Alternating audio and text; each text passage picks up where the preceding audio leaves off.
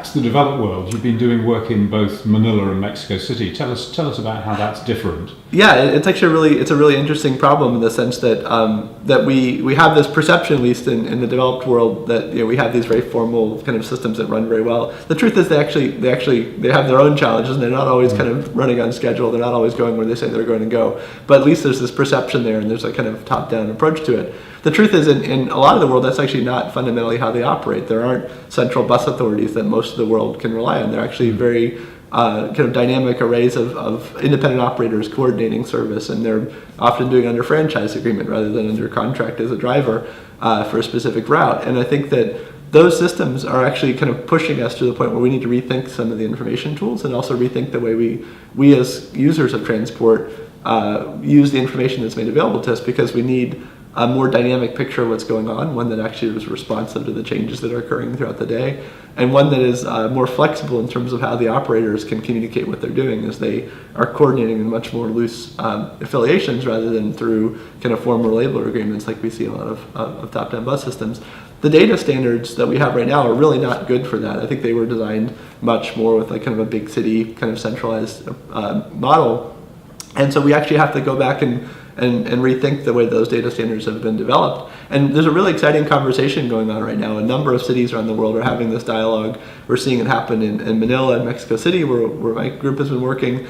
Similarly in Dakar and in Nairobi, there's a dialogue going on right now to really say, how can we model the true perspective of what's actually happening in the city, both so we can understand it and make better decisions about it as planners, but also so we can build public information tools that allow people to then utilize the system. And that dialogue is happening with stakeholders, both in technology community, planning community, coming together and saying, look, let's actually go out and map these systems for the first time, and let's develop a data standard and a set of tools that actually respects and reflects the reality of these systems. And it's a really exciting time to be in the space because that's happening very quickly right now. But it's been really neat to see, because a lot of the operators we've seen, even for example in the U.S., where there's already a fairly strong tradition around this work, are realizing that this is going to benefit from them as well, because the same challenges that you might see in some of these cities in other parts of the world are actually on bad days they're actually quite familiar. And like for example, in New York City, during Hurricane Sandy, which was a big event that really knocked out a large portion of the city's transit infrastructure, one of the biggest challenges that they had was actually public communication about the change that was occurring. The systems that are very kind of top down and very and kind of organized around how it's going to be every day. We give it to you, you use it. Yeah, that works great on Monday through Friday when the weather's nice. But when things go wrong, there's a really big problem in describing the change that's occurring. And that sort of challenge, I think, is actually going to be really going to be helped by developing tools and approaches that are more responsive to this sort of change. I think that there's going to be a really interesting dialogue that happens between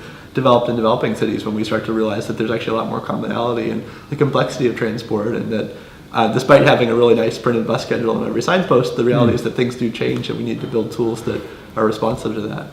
You always recognise tourists in London because they look at those bus timetables.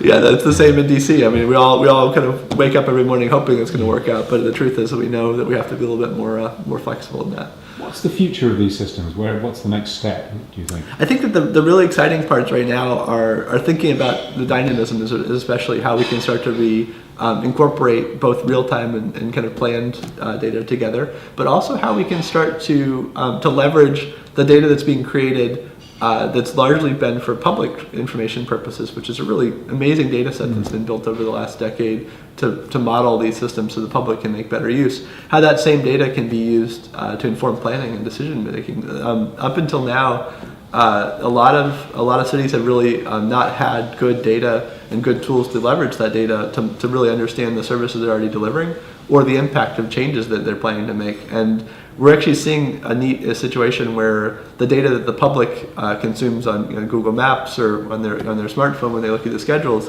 is actually better than the data the planning departments have had in the past. And the tools that are actually allowing them to plan their journey as an individual are better than the modeling and simulation tools that the planning departments have had in the past. And so when we start to see those tools and data that have been built for public services come back and support internal policy making and decision support services, we're going to see a much more informed and a much more dynamic conversation about transport policy. and it's going to allow a much more participation by the public in that dialogue, because it's going to allow not just abstract conversations about how cities work to come along, but actually very specific and personal involvement in those decisions, where an individual can see the impact that a change, for example, a proposed new line or a proposed change in schedule might have on them personally, and start to understand how that impact will affect the city both as a whole and as an individual.